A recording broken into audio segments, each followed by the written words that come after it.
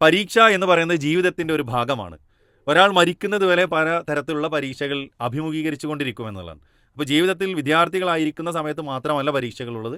അത് ഒരു അവസാനം വരെ തുടർന്ന് പോകേണ്ട ഒരു പ്രക്രിയയാണ്. അപ്പോൾ പരീക്ഷകൾ വിജയമുണ്ടാവാം, പരാജയമുണ്ടാവാം. അതൊരിക്കലും ഒരു ഫൈനൽ അല്ല എന്നുള്ളതൊന്ന്. അതുപോലെ തന്നെ രക്ഷിതാക്കളോട് പ്രധാനപ്പെട്ടൊരു കാര്യം പറയാനുള്ളത്, നമ്മുടെ ചില വാക്കുകൾ അത് കുട്ടികളെ വളർത്താൻ ഉതകുന്ന വാക്കുകളായിരിക്കും.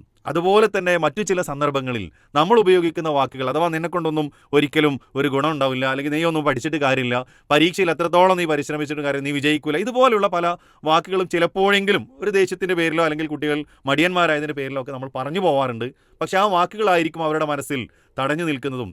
സ്വാഭാവികമായിട്ടും ഇങ്ങനെയുള്ള വാക്കുകൾ കേൾക്കുമ്പോൾ അവരും ആലോചിക്കുക, ശരിയല്ലേ, ഞാൻ പഠിച്ചിട്ട് പിന്നെ എന്ത് കാര്യമാണ്, അല്ലെങ്കിൽ പഠിച്ചാലൊന്നും എവിടെ എത്തൂല എന്ന രൂപത്തിലേക്ക് എത്താൻ സാധ്യതയുണ്ട്.